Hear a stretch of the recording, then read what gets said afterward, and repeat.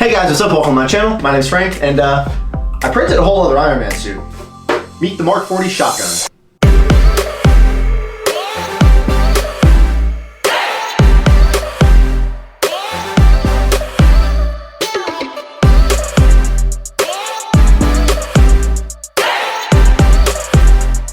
So for anybody following me on all my social medias, or as you probably just saw in the latest update video, I've been printing a suit as a commission.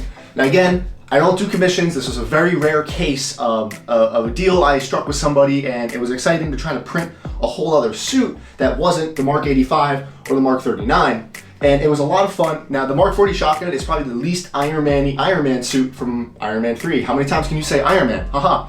But you probably noticed it. It was the same suit that Tony was wearing when he was fighting Aldrich Killian.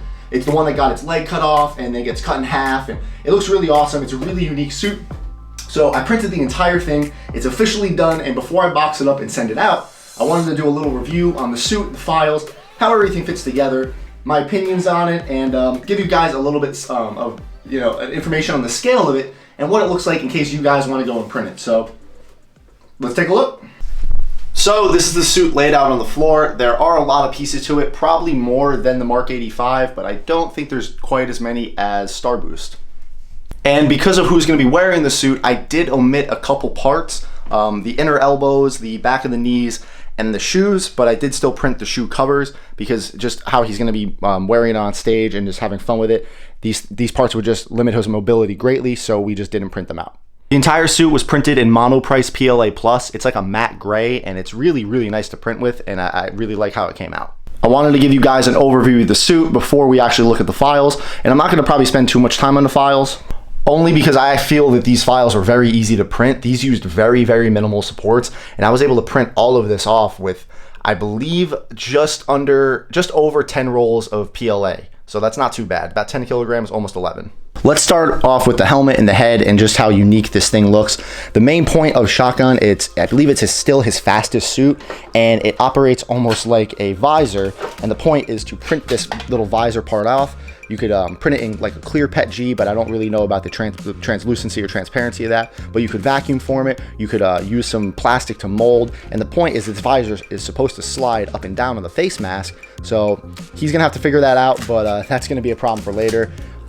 The face mask itself, it is going to be probably difficult for him to motorize. It's not something I'm doing because of the way the Widow's Peak is designed, but this does lock in very nicely. And again, it's a very, very unique Iron Man helmet. If it wasn't for the arc reactor and the fact that you guys kind of know what it's from, it'd be hard pressed to even call it an Iron Man suit. It just looks like more of a mechanical exoskeleton suit that can be from really any type of sci-fi. The only thing I'll say is it did not come with a back cover for the neck. So the neck itself is supposed to just sit up in here, kind of like that, and it does a good job of filling it all in. And even when I did the little mock testing of wearing this thing, it did cover the back of my head pretty nicely, but as you move around it might get a little limited, so he might have to go ahead and trim the neck off just to get more flexibility, or not wear it at all depending on what he wants to do with it. But this very well might be a helmet that I go and print off myself just to have it for the collection, and maybe I'll figure out a way to make the visor move. Oops, we'll leave that alone. The neck is a pretty simple design here. It's just the two pieces. I believe the files give you the option to print them in one piece, though I don't know why you would want to do that.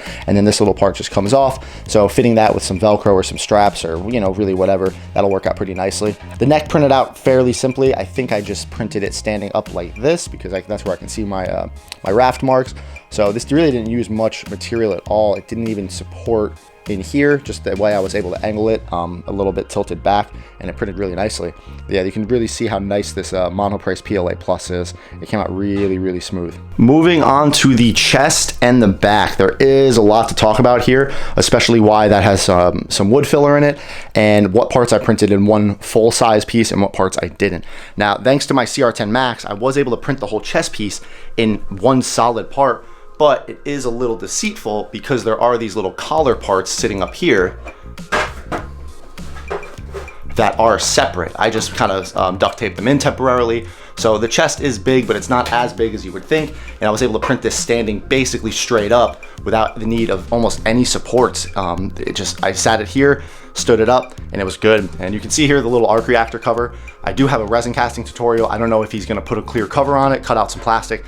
It is a pretty simple shape where you could easily cut some clear plastic out and kind of lock it in there for the arc reactor. So that does look really nice. And then the abs fit very, very nicely right into here. Everything on this suit locks together so well, way better than the 85 and the 39. Everything lines up. I will get the chest and the back kind of taped together to show you the whole torso. I'm not gonna do that for the full suit. I've already gone through so much duct tape, mock fitting this and just seeing how I could wear it, but it is a pretty cool suit, so I'm excited for that. With the separate shell feature, you can even go and knock some of the details out. Some of these parts just fit ever so gingerly around the suit. Actually, I think these fit. Nope, they fit over here.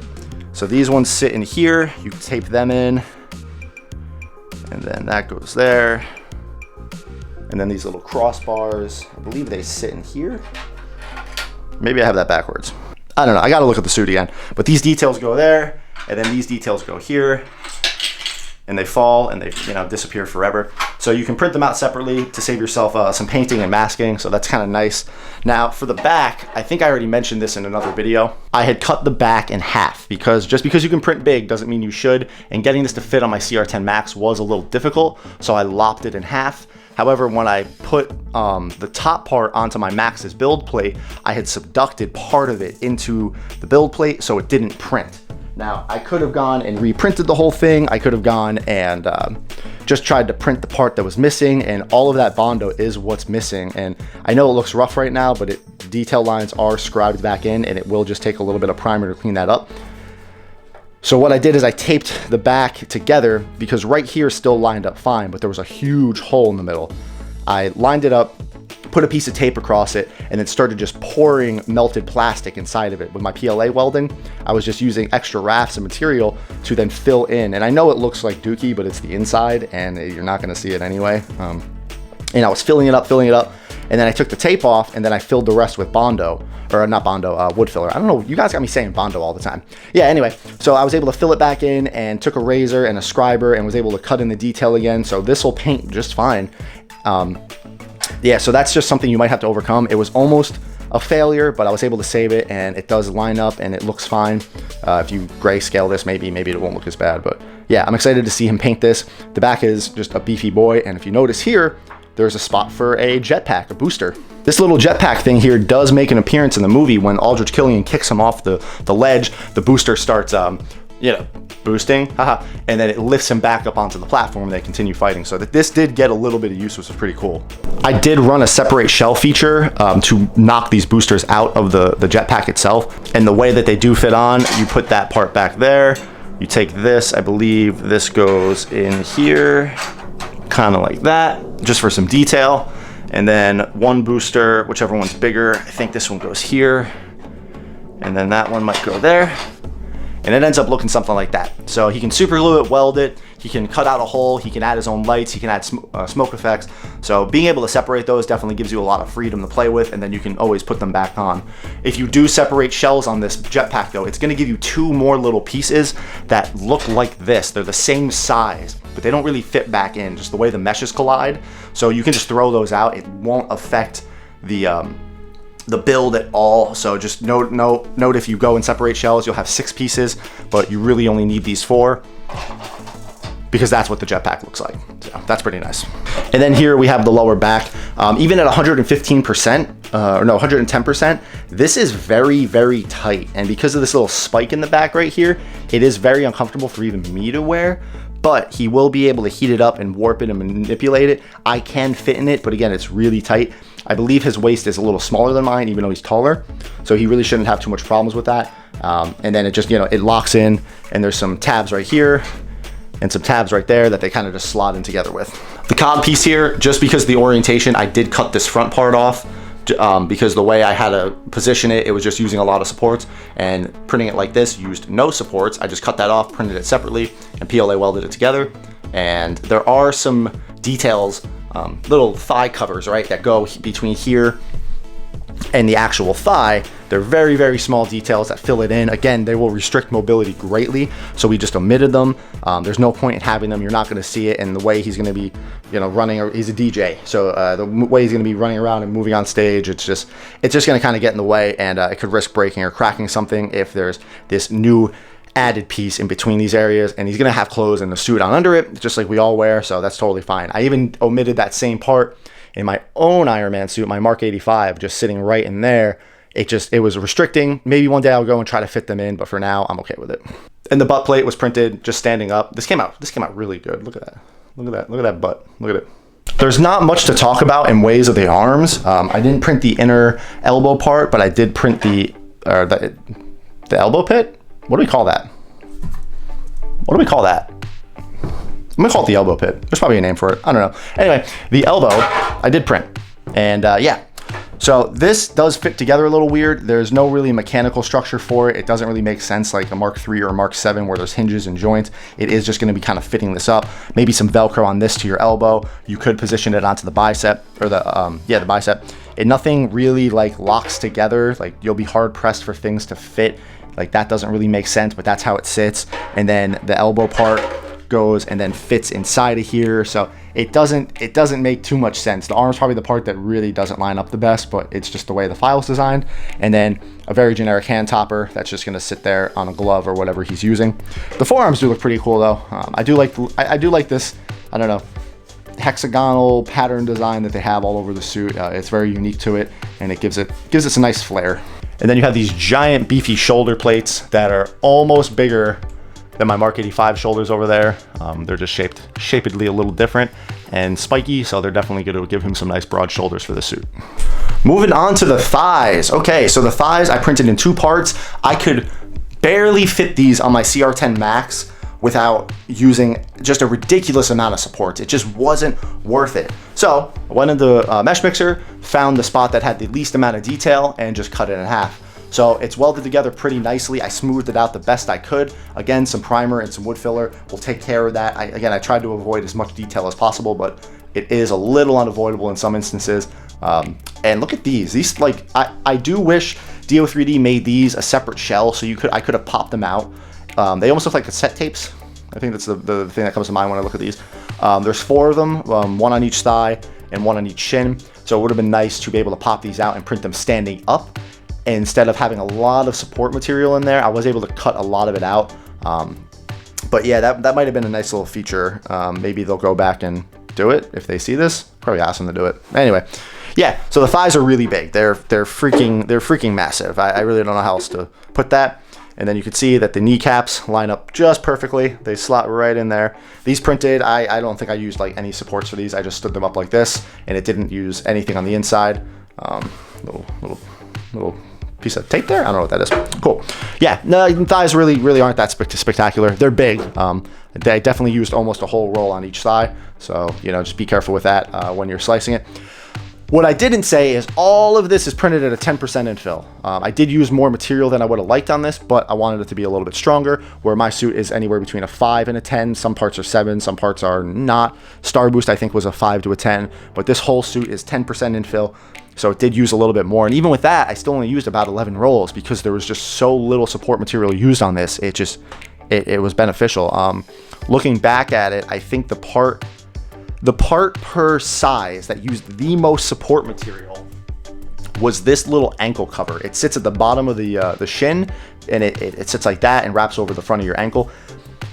For how heavy this part was per the amount of support material used, this used the most, because if I tried to print it like this, it wanted to support in there. If I tried to print it like this, it supported in all of these cracks and divots, and you can see there's just a little bit of support interface still there.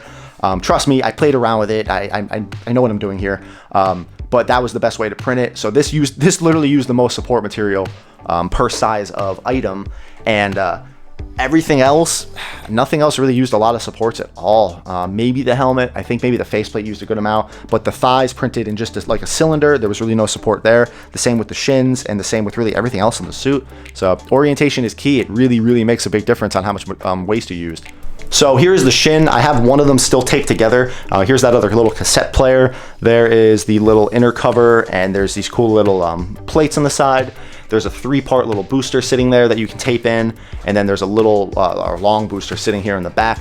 You can see where I cut the back part of the shin in half, and then up here is where I cut the front part. And if we go over here, you can see the part separation on this and what everything looks like. Sorry, this gimbal's getting heavy in my arm, but so it's not shaky. I'm doing my best here. So yeah, this part, I kind of messed up when I was printing this, but it's an easy fix. I thought this right here was the outside, so I sat it on the bed like this. That is the outside. So there is support interface in there, but I believe he's going to be blowing this out anyway, or might not even use this to put some lights. But you could smooth that out very easily. Just you could fill it with some wood filler and just sand it down real quick. So that was my bad. Like I said, I thought that was the back of it, and that came out really nice. But no, that is. So pay attention to that. Here are the two little booster things I was talking about. They printed just fine, and they sit right up in there, and they kind of lock into each other. Lock's a strong word. They fit into each other. Yeah. Here's the front of the shin. This was pretty tall. The reason I cut it in half is because it was using a lot of support. It was either going to fill up here with support or fill a lot of support here. I played around with this for quite a while, and it was just the best option was just cut it in half, and then it used nearly no support. So that was pretty cool. At the bottom here, we have the shoe cover. So this just is going to sit on top of his foot, so he can wear boots or shoes or whatever he wants. This is a little part that goes under it. He really might not even need this. He really might just only, attach this to the front of the shin. That's the back, but you get the idea. And then he can kind of put that as a plate. So, sky's the limit there. That's that inner part I was talking about. And here are these two little panels that really just, I like this shape. I don't know. This is like the shape that is reminiscent all across this suit. And they just sit, like I said, right here as panels. I'm assuming the way they designed this suit, these panels, let me pop this off. I'm assuming like these are supposed to move, right? Like he's supposed to they close up, he goes into like Mach speed. It's just an opening and closing panel. Again, these are all over the suit. They're over here on the forearms, and maybe those close up. So we didn't really get much love from the Mark 40. Tony fought in it, it got destroyed, and that was kind of the end of it. So we didn't get to see a lot of the gimmicks and the reasons it was designed like this, but I can definitely see where maybe the designers were going for in this instance. So with all of these parts printed, everything done, over 10 rolls of PLA plus, how many failures do you guys think I had? I'll give you a second to guess. Let's guess a net weight. Let's guess how many grams of filament do you think was wasted? I'm not talking about support materials. I'm literally talking about failed prints, the things that could have been avoided. Any guesses? 215 grams. I am very proud of this, and I wanted to share it because I've come a long way. And yeah, these are the only two failures I had on this entire project. The forearm, I don't remember why. I think my filament got jammed or broke. I don't even remember. This happened so early on in the project. I don't remember why they failed, but I haven't had a failure since. The forearm stopped halfway through, and I didn't want to have to weld anything I didn't have to. So I just reprinted the forearms over there. That's fine, cool. Now he has something to practice on. And one of the elbow parts. Again, I'm not quite sure why it failed, but it did, and it wasn't worth reprinting and saving. Actually, I guess I was having a jam or a clog because I can see some pretty big under extrusion right there, just one under extrusion line. Anyway, yeah, 215 grams right there. And these didn't use any support material really. I maybe just like a little bit in there, but it was negligible. So I'm really proud of that fact. I was able to get through this whole suit with just these two tiny minuscule failures. So I'm going to chalk that up as a win, and that's something I'm really proud of. Everything else I was able to salvage. I didn't even need to salvage anything else. The only snafu I had was on that back, but I was able to fix that. Everything else printed pretty flawlessly, and I'm really proud of that. So the way this suit is designed, the shoulders are supposed to come up quite a bit. It is supposed to have this really, broad, overbearing trap and shoulder look. So these aren't meant to be like down here. They're obviously not really going to fit. So everything locks, like I said, locks together really nicely. The back just looks great when it's on there, and the neck fits in really nicely too. Everything just lines up, and it was really comforting to print something like this and have everything align really nicely. And this suit's pretty fun to wear. I'm not gonna lie. I have put this thing on a couple times.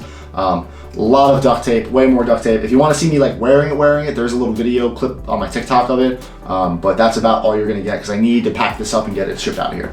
The guy wearing this is like 6'2", 6'3". I'm 6 foot not. So yeah, the thighs are definitely longer. I can't bend my shin in here, and it is pulled up uncomfortably high. So even if it doesn't really fit him, he can trim the inner thigh to help things slide up, because I can definitely feel exactly what is stopping me from sliding this up, and it is 100% the inside of the thigh, right in here. It's just hitting the side of your groin and stuff.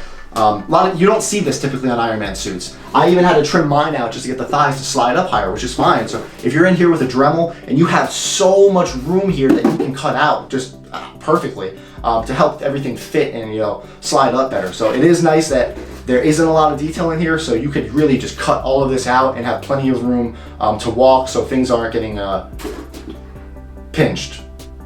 The shin is the same way. I can pull it up pretty nicely, but then when I bend my leg and put my foot on the ground, the back of it does contact the ground because it is so much longer. So I'm really confident that this will fit him. We did do some measurements, probably not as many as we should have, but again, he's going to be modifying this thing a lot, so it should fit pretty nicely. And even if he wanted to, he could have the leg, the thigh and the shin sit much closer, even though the kneecap has the leg kind of sit this far apart, so he has plenty of room to move around in. And this is one long leg. So all in all, this entire print was 63 individual parts. That's including the ones I cut and separated, plus just 2 failures. So 65 prints-ish. And that's including all those little detail bits I was talking about, the little chest pieces, the arc reactor cover, the booster parts. I'll add 2 to that because there were the 2 I threw away that we didn't end up needing. Now, if you were going to print this for yourself, you would obviously go and then print the shoes, which was just 1 extra part on each foot. You'd have to probably cut them to get your foot into it the right way, make it a little more comfortable, or make actual shoe covers like I did, so the back and the front is covered. You'd print the inner parts of the thighs, the inner elbows, the back of the knees.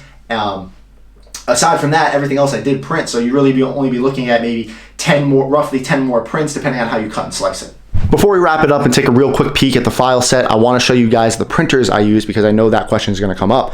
My main printers were my largest ones, and we have my CR10 Max over here, and this is the chest without those really big little, shoulder parts, and honestly, I might have been able to leave them on there. This is exactly how I printed it, standing up just like this, so there's plenty of room here to play with, and you could have your way with the CR10 Max.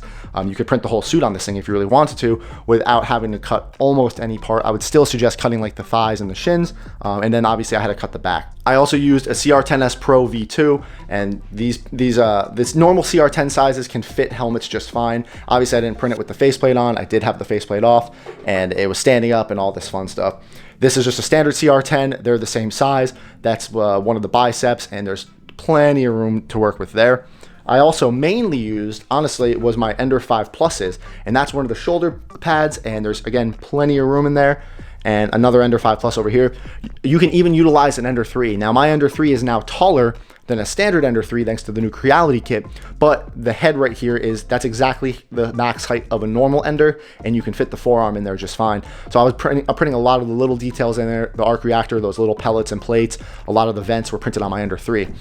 Quality-wise, my Ender 3, my Pro V2, and my CR10 Max all have a 0.4 millimeter nozzle still. They have the stock nozzle, and I was printing at a 0.2 millimeter to a 0.3 millimeter layer height with that stock nozzle. Even with that higher layer height, or larger layer height, I'm still getting very nice smooth prints because my printers are built properly.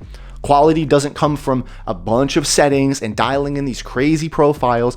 That thing is stock, and I'm using stock Cura profiles, except I'm only changing infill, supports, and speed. I'm not changing walls. I'm not changing all the speeds per layer and all of this fun stuff. I'm literally just changing the infill and things along those lines. My CR10S, my standard CR10S, and my Ender 5 Pluses have a 0.6 millimeter nozzle, which means I'm able to print on a standard quality of a 0.3 millimeter layer height up to a 0.4 millimeter layer height. And some of these parts were printed at a 0.4 millimeter layer height, and I don't really think you can tell. You can see my edges are sharp, my details are still there, because my printers, again, are built properly. Things don't wobble that shouldn't wobble. My bed doesn't wobble left and right. My nozzle head isn't wobbling forward and back. It's nice and tight. So as long as you build and construct the printer right and everything's trim and true to where it should be, the printer's gonna wanna do what the printer's told to do. And I'm telling the printer to print this nice and smooth and consistent because I also have the temperature dialed in. This Monoprice PLA Plus, 215 on the nozzle and 65 is literally what I'm printing on all of my stuff. Come to think of it, it's what I use on nearly all of my PLA Plus, the eSun, the Sunlu, and I'm getting good results out of it. So don't ask me for my profiles. If you want my print profiles, delete Cura, reinstall it, and mess with your infill and your speeds. That's about it. The Ender 5 Pluses can print much, much quicker. I can print it 100 millimeters a second easily on my Ender 5 Pluses because they lower, where my Max, I need to print it like a 50 or 60. My Pro and my CR10S, I can range anywhere between a 60 and an 80, sometimes a 90. And my Ender 3, I don't even want to talk about that guy. So dial in your prints if you're going to start a suit like this, because you're not going to want to spend a lot of time in post-processing. He's not going to need to sand this a lot. He'll need to sand this a lot less than I needed to sand my Mark 85. So hopefully that comes out really nicely. And if you guys are wondering what 10 rolls of PLA Plus looks like, right there. Or is that 11? Sorry, that's 11 rolls. That's it. That's 11 rolls of the exact Monoprice PLA Plus I used for this. And you can see comparatively to what else I've used, I haven't really used that much. So yeah, that's it. So that more or less does it for this, guys. I'm sorry it was a little bit of a longer video, but there was a lot to go over. But I also didn't want to turn this into a whole build series because I'm not really building it. I just got the files, printed it, and here we are. One thing I do want to touch on real quick though, if you are looking to get into Iron Man suit building and you're looking to make a project like this, no file is going to fit you perfectly. There's a lot of malarkey going around lately, unfortunately, about whose files are better than whose, and whose fits better, and theirs fit like trash, well, theirs is better. Everybody's built differently, and you're gonna be very hard pressed to find a 3D modeler. Dio3D, Nico, Maxcraft, Johan, there's a lot of different modelers making these Iron Man suits, and none of them are gonna fit you perfectly, unless that specific modeler modeled it per your body size in something like Armorsmith, and they had a perfect scan of your body. There is some assembly required. You're gonna have to scale some things up. You're gonna have to scale some things down. You're gonna have to trim some things. I've never seen anybody print any Iron Man suit, they put it on and they have the perfect mobility, all the gaps are covered, it fits and looks perfect. That doesn't happen. If anybody's telling you that happened, they're lying. I had so much growing pain on this suit because I did print it at 100% scale because I didn't know what I was doing at first.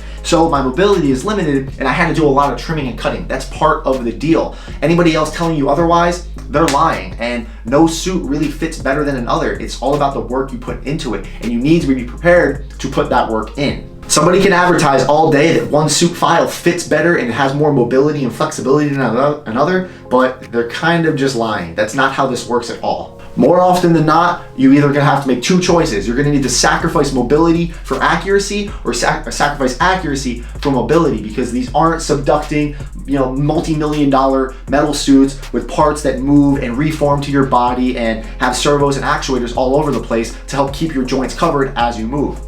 They're plastic. They operate like plastic and they fit like plastic. Anyway, yeah, if you're looking for more of an in-depth build or kind of series talking about building the Iron Man suits and the trials and tribulations I went through building my own Mark 85, go check out that build series. There's a lot of information on it. The production quality does go up. The first couple videos are rough. They are on a bad GoPro. They do get better. There is tons of information in there. And I take you through my entire process as I went building the suit for the first time. And I am currently doing another suit, the Mark 39 Star Boost. That series is also in work, and I've learned a lot more since building this thing, so that series is also going to have a lot of good information. Hopefully the Mark 39 comes out even better, even though I don't really want it to because I really like the Mark 85. However, I do have two full series. One is basically done and one is ongoing, and who knows, maybe there'll be more, Iron Man suits. I really do like the Mark III, and we'll see how that goes. If you haven't already, if you guys could subscribe, that would mean a lot to me. I like these videos. I want to share all the projects I have going on. Obviously, I have a lot of stuff going on right now. There's a lot more videos coming out, and if you're subscribed, you'll stay up to date with all of those and never miss something. And if you want a lot more information than anything my channel has to offer, please go check out the Discord. There's a link for it down below. It is full of 3D printer enthusiasts, new, old, cosplayers, builders, prop makers, all of that. So if you feel my channel is lacking something and you can't get an answer quick enough, you can't find it in one of the videos, go check out the Discord. I promise there's so many people active. We're almost at 2,500 members in less than a year, so it's going great. It's way less cluttered than Facebook and all of those groups, so please make sure you go check that out. That does it for this one, guys. There's so much more to come. Thank you so much for watching, and you guys have a good day.